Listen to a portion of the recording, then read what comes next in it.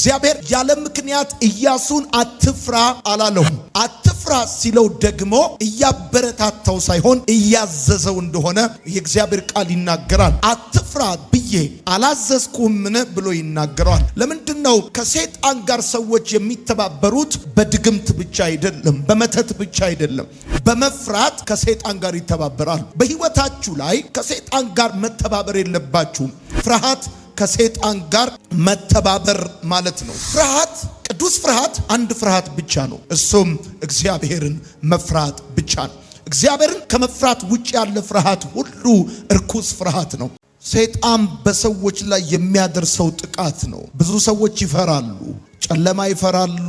በብዙ መልኩ ፍርሃት ለአብዛኛው ህመማችን ምክንያት ነው። የምትጽፉ ሰዎች በብዙ መልኩ ፍርሃት ለአብዛኛው ችግራችን ዋና ሶርስ ነው። የምትፈሩ ሰዎች አንድ ቅዱስ ፍርሃት አንድ ብቻ ነው፣ እሱም እግዚአብሔርን መፍራት ነው። በምሳሌ መጽሐፍ ምዕራፍ 1 ቁጥር 7 ላይ የእግዚአብሔር ቃል ሲናገር እግዚአብሔርን መፍራት የጥበብ መጀመሪያ ነው ተብሎ እንደተጻፈ እግዚአብሔርን መፍራት የጥበብ መጀመሪያ ከሆነ ቅዱስ ፍርሃት እግዚአብሔርን ብቻ መፍራት ስለሆነ እግዚአብሔርን መፍራት የጥበብ መጀመሪያ እንደሆነ ሁሉ እግዚአብሔርን ከመፍራት ውጭ ያለ ፍርሃት ሁሉ የውድቀት መጀመሪያ ነው፣ የህመም መጀመሪያ ነው፣ የጥፋት መጀመሪያ ነው። ሰዎች መውደቅ የሚጀምሩት፣ ሰዎች በማይሆን የህይወት መንገድ ላይ መግባት የሚጀምሩት ብር ሲያጡ ሳይሆን መፍራት ሲጀምሩ ነው። ወዳጅ ሲከዳቸው አይደለም። ያሰቡት ነገር አልሳካ ሲላቸው አይደለም። መፍራት ሲጀምሩ ነው። ስለዚህ ፍርሃት የውድቀት መጀመሪያ ነው፣ የሽንፈት መጀመሪያ ነው፣ የበሽታ መጀመሪያ ነው። ሰዎች ከመውደቃቸው በፊት፣ ከመታመማቸው በፊት፣ በአስቸጋሪ የህይወት መንገድ ውስጥ ከመግባታቸው በፊት በህይወታቸው የሚሆነው ነገር ፍርሃት ነው። ስለዚህ ፍርሃት ሰይጣን በሰዎች ላይ የሚያደርሰው ጥቃት ነው። ፍርሃት ጨዋነት አይደለም። ፍርሃት ምስኪንነት አይደለም። ፍርሃት የአጋንንት ጥቃት ነው። ፍርሃት ከሰይጣን ጋር መተባበር ነው። የምትጽፉ ሰዎች እግዚአብሔር ያለ ምክንያት ኢያሱን አትፍራ አላለውም። አትፍራ ሲለው ደግሞ እያበረታታው ሳይሆን እያዘዘው እንደሆነ የእግዚአብሔር ቃል ይናገራል። አትፍራ ብዬ አላዘዝኩምን ብሎ ይናገራል። ለምንድነው ከሰይጣን ጋር ሰዎች የሚተባበሩት? በድግምት ብቻ አይደለም፣ በመተት ብቻ አይደለም፣ በመፍራት ከሰይጣን ጋር ይተባበራል። በህይወታችሁ ላይ ከሰይጣን ጋር መተባበር የለባችሁም።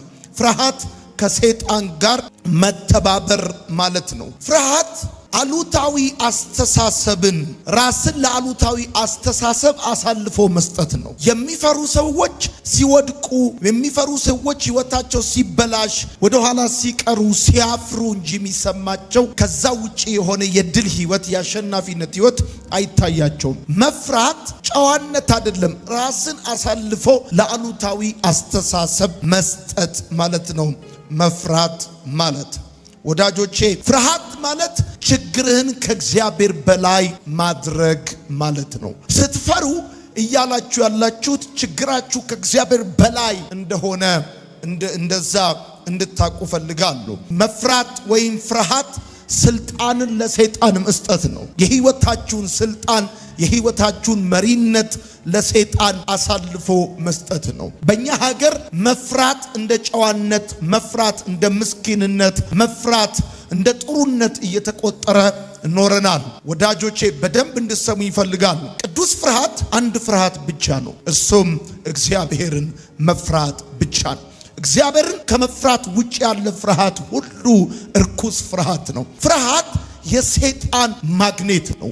ሰይጣንን ወደ ህይወታችሁ አትራክት የሚያደርግ ነገር ነው። ሰይጣን ወደ ህይወታችሁ እንዲመጣ የሚያደርግ ነገር ነው። ራሳችሁን ለአሉታዊ አስተሳሰብ አሳልፋችሁ መስጠት ነው። ከሰይጣን ጋር መተባበር ነው። ህይወታችሁን እንዲያፈርሰው፣ በበሽታ ባልጋ ቁራኛ እንድትቀመጡ፣ እንዳይሳካላችሁ፣ በእጃችሁ እየደከማችሁ በመንፈሳችሁና በሐሳባችሁ የምትፈሩ ከሆነ ግን ለሰይጣን ራሳችሁን አሳልፋችሁ መስጠት፣ እንደዚሁም ከሰይጣን ጋር መተባበር ማለት ነውና ትፈራላችሁ ማለት ሰይጣን በህይወታችሁ ላይ የበላይነት እንዲኖረው መብት ትሰጡታላችሁ ማለት ነው። በአጭር አማርኛ የሚፈሩ ሰዎች የእግዚአብሔርን ቸርነት ማስታወስ አይችሉም። የእግዚአብሔር ቸርነት እንዳይታያቸው ይሆናል። የሚፈሩ ሰዎች ሁልጊዜ የሚመለከቱት ሞትና ጥፋትን ብቻ ነው። የምትፈሩ ከሆነ ሁልጊዜ የሚታያችሁ ሞት ነው። ሁልጊዜ የሚታያችሁ ጥፋት ነው። ለምንድነው እማልፈራው ከተባለ እኔ እምተባበረው ከእግዚአብሔር ጋር ስለሆነ ነው። ከሰይጣን ጋር ስለማልተባበር ነው። የሐዋርያ ጳውሎስ ለጢሞቴዎስም ሲጽፍለት የነገረው እንደዚህ ነው። የፍርሃትን መንፈስ አልተቀበላችሁም ብሎ እንዳለ ማለት ነው። ወዳጆቼ አንዳንዶቻችን ጨለማ እንፈራለን፣ ብቻችንን መሆን እንፈራለን፣ በብዙ አቅጣጫ እንፈራለን፣ እንሰጋለን። አሁን አንድ ልጅ አንድ ፍርሃት አለው። አባቱ የሞተው በ43 ዓመቱ ነው። እሱም እዛ እድሜ ላይ ሲደርስ ሚሞት ይመስለዋል። ቀድሞ አጋንንት በፍርሃት መጥቶታል። ስለዚህ እዛኛው ዓመት ላይ ሰይጣን በህይወቱ ላይ የፈለገውን ነገር እንዲያደርግ እድል ፈጥሮለታል ማለት ነው። እና ለምሳሌ ወደ ብዙ ሰዎች ህይወት አጋንንት የሚገባው በፍርሃትና በድንጋጤ በር ነው። ስትደነግጡ ለአጋንንት በር ትከፍታላችሁ። ስትፈሩ አጋንንትን ወደ ህይወታችሁ አትራክት ታደርጋላችሁ። እና ምንም ሌላ የተለየ ነገር ሆኖ አይደለም። ጥሩ ሁኔታ ውስጥ አድገው ግን የሚፈሩ ሰዎች አሉ። መማር የሚፈሩ፣ ብርሃን የሚፈሩ፣ መስራት የሚፈሩ፣ በሰው ፊት ቆሞ ማውራት የሚፈሩ፣ የተለያየ ነገር ማድረግ የሚፈሩ፣ መኪና መንዳት የሚፈሩ፣ በፕሌን መሄድ የሚፈሩ፣ ከልክ ያለፈ እግዚአብሔርን ከመፍራት ውጭ ያለው የትኛውም አይነት ፍርሃት ቅዱስ ፍርሃት አይደለም፣ እርኩስ ፍርሃት ነው። እርኩስ ፍርሃት ከሆነ ደግሞ አጋንንት የሚጠቀምበት ፍርሃት ነው። አሁን በዚህ ዓመት ብከስርስ እያልክ አትነግድ። ብከስርስ እያልክ እየፈራ አይደለም መነገድ ያለብህ። እየፈራ የምትነግድ ከሆነ መክሰርህ የማይቀር ጉዳይ ነው። ምንም የሚመጣ ታሪክ የለም። ማለት ያለብህ እንደዚህ ነው።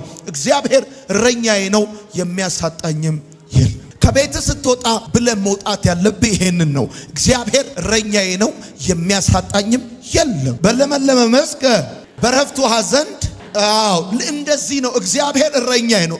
እረኛ ፕሮቴክት ያደርግሃል። እረኛ አሳልፎ ለጠላት አይሰጥህም። እና እረኛ ያለው ሰው አይፈራም። አምላክ ያለው ሰው አይፈራም። በእግዚአብሔር የሚታመን ሰው አይፈራም። በአንድ እጃችሁ አምናለሁ በሌላ እጃችሁ ፈራለሁ ብሎ ክርስትና የለም። ምንም አይመጣም። አጠገባቸው ያለው ሰው ንኩትና ምንም አይመጣም በሉት። ንገሩት፣ ምንም አይመጣም በሉት። እግዚአብሔር ካንተ ጋር ነው፣ ምንም አይመጣም በሉት። ከፍ አድርጉ እጆቻችሁን። በጌታ በኢየሱስ ማንኛውም አይነት ፍርሃት ከዚህ ቀን ጀምሮ የተሰበረ ይሁን። በደንብ አድርጉና አሜን በሉ። አሁን በዚህ ዓመት አሁን ከዚህ ቀን ጀምሮ ፍርሃት ታቆማላችሁ። ከሰይጣን ጋር መተባበር ታቆማላችሁ። በቃ ስለ ልጆቻችሁ እንዳትፈሩ፣ ስለ ትዳራችሁ እንዳትፈሩ፣ ስለ ነጋችሁ እንዳትፈሩ፣ ስለ ህይወታችሁ እንዳትፈሩ። በፍጹም ፍርሃት የሚባል ነገር በህይወታችሁ ላይ ለአጋንንት ስልጣን እንዳትሰጡ አንድ ነገር እነግራችኋለሁ። እግዚአብሔር ምስክሬ ነው። ጌታ ኢየሱስ ክርስቶስ የእባቡን ራስ ይቀጠቅጠዋል። በደንብ አድርጉና አሜን በሉ። ጠላቶቻችሁ ይመታሉ። አሜን በሉ። ከነሱ ጋር ካለው ከኛ ጋር ያለው ይበልጣል። ካንቺ ጋር ያለው ይበልጣል። አሜን ይባላል። የወደደሽ ይበልጣል። አሜን ይባላል። ከሚመትቱባችሁ፣ ከሚደክሙባችሁ፣ በልዩ ልዩ የህይወት መንገድ ከሚያሳድዷችሁ ከእናንተ ጋር ያለው ይበልጣል። አሜን ይባላል። ወጥመድ ተሰበረ እኛም አመለጥን የሚል ሰው አሜን ይባል። አንድ ሰው ዛሬ ማለዳ ማምለጥ ይሆንለታል። ማምለጥ ይሆንለታል። ማምለጥ ይሆንለታል።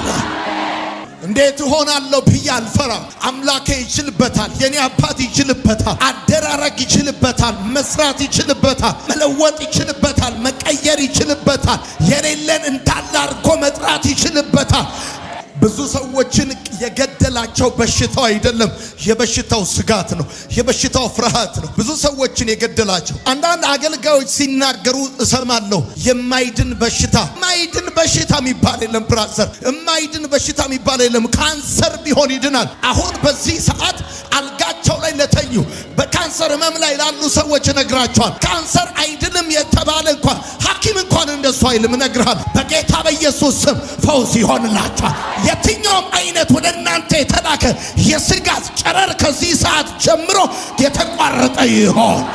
እንድትደነግጡ፣ እንድትፈሩ፣ በህይወታችሁ ላይ ጥርጣሬ እንዲፈጠር ያደረገ የአጋንንት መልእክት በኢየሱስ ስም ይገለበጣል።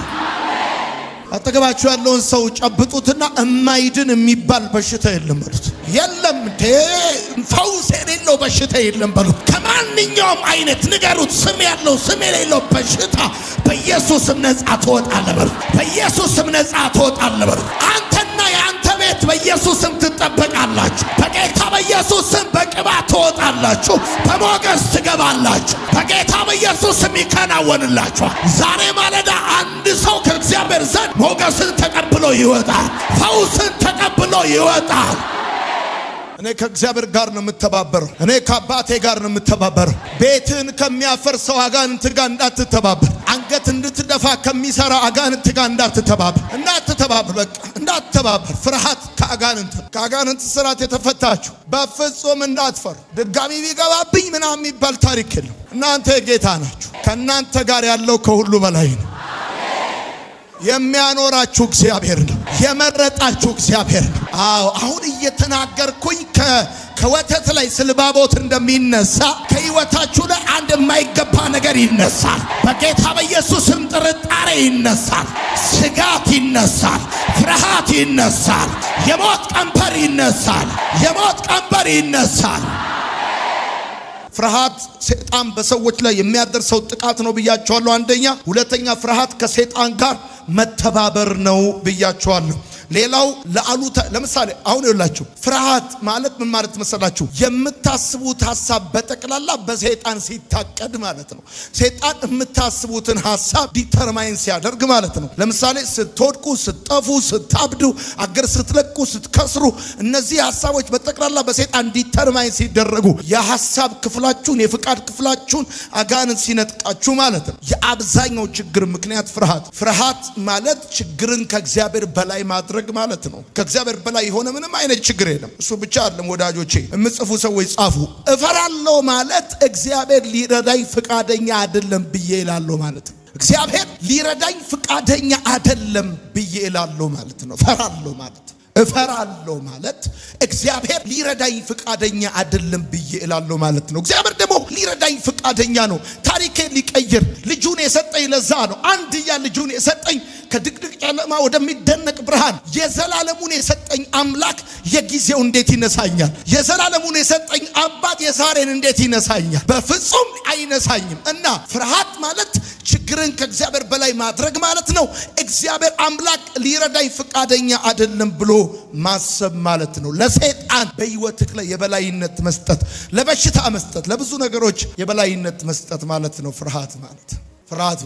በአጋንንት ስራት ውስጥ ብዙ ሰዎች የሚያዙበት ምክንያት ይሄን ነው። በነገራችን ላይ ይሁንኝኔን የአብዛኛው ሱስ ምክንያት ፍርሃት። አንዳንድ ሰዎች የሚጠጡት ለኮንፊደንስ ነው፣ ለቦልድነስ ነው፣ ስትሮንግ መስሎ ለመታየት ነው።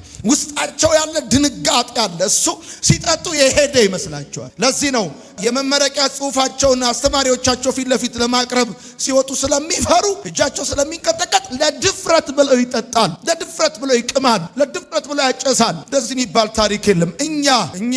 እኛ አምላካችን መጠጊያችን ባገኘን በታላቅ መከራ ረዳታችን ምድር ብትነዋወጥ አለ መጽሐፍ ሲና አንድ ሰው ይበለኝ እስቲ ምድር ብትነዋወጥ ተራሮች ወደ ባህር ልብ ይወሰዱ፣ ኑሮ ቢወደድ ጤፍ 1 ሚሊዮን ብር ቢገባ ዶላር 100 ምናምን ብር ለምን የፈለገበት አይገባም። አንድ ጌታ አለ ብቻውን አምላክ የሆነ የማይጠፋ የማይታይ የዘመናት ንጉሥ አሜን ይባላል። ፀሐይን ያወጣታል፣ ጠዋት ማታ ወደ ቦታው ይመልሳታል። ምድርን በቃሉ የደገፈ ዓለማትን በስልጣኑ ቃል የደገፈ አምላክ አለኝ የሚል ሰው ካለ አሜን ይባላል። ህይወቴ ባለቤት አለ። በጣም አሁን ይሄን እየተናገርኩኝ ከበሽታ ስጋት ከበሽታ ቀንበር ነፃ እየወጡ ያሉ ሰዎች አሉ። አሁን ዛሬ ማለዳ ፈውሳቸው የሚቀበሉ ሰዎች አሉ። ኢየሱስ ክርስቶስ ጌታ ነው። ሞትን እንዳትፈሩ፣ አጋንንትን እንዳትፈሩ፣ ከኔ ጋር ያለው ከነሱ ጋር ካለው ይበልጣል። ሰይጣን ሊመታክ ሲፈልግ አስቀድሞ ፍርሃት ነው ውስጥ የሚጨምረው። ከሰጋ ለዚህ ነው ሰዎች የፈራሁት ሆነ የሚሉት። የፈራሁት ሆነ ይሉሃል። እንደፈራው እንደ ቅፍፍ ብሎኝ እንደ ደስ አላለኝም ፍርሃት ሲለኝ ነበር ይላሉ። ወጥተው እንደፈሩት ይሆናል። በፍጹም አንተ ማለት ያለብህ እንደዚህ ነው። ነገ ጠዋት ስትወጣ እግዚአብሔር እረኛዬ የሚያሳጣኝም ሃሌሉያ ይሹሩን ሆይ በሰማያት ላይ ለረድኤት በደመናትም ላይ በታላቅነት እንደሚራመድ እንደ እግዚአብሔር ያለ ማንም መኖሪያ የዘላለም አምላክ እግዚአብሔር ነው። የዘላለም ክንዶች ከአንተ በታች ናቸው። እስቲ በደንብ አርኩና አሜን ባሉ። የልጅነትን መንፈስ እንጂ የተቀበልነው የፍርሃትን መንፈስ አልተቀበልንም። ሂድ ወደዛ ነው ማለት። ሂድ ወደዛ የብርታት ዓመታችን ነው። ትበረታለህ ማለት አትፈራም ማለት። አትፈራም። ከቀትሩ ጋኔን ከሌሊቱ አውሬ ማንም ይሄ የእባብ መንፈስ የድግምት መንፈስ ወሰንጋላ ጠቋር በጨለ የሚመለክ ድግምት የቡና ተላ የሚቀርብለት በበጋ አንጀት በዶሮ አንጀት የሚመተትለት ይሄ ደጋሚ አገሪቷን አንቆ ያዘ ሟርተኛ ሞራ ገላጭ ሲፈርድ የነበረ ቃልቻ ውቃቢ በጌታ በኢየሱስ ስም ይመታ። በደንብ አርኩና አሜን ባሉ። ዮናስን አሳ ነባሪውን እንደተፋው ልክ እንደዛ በረከታችሁን የዋጠ በኢየሱስ ስም ይተፋል። ጸለይኩ፣ በኢየሱስ ስም ይተፋል። ገንዘባችሁ ይተፋል። ጤናችሁ ይተፋል። ቤተሰቦቻችሁ ይተፋል። የተወሰነባችሁ ይመለሳል።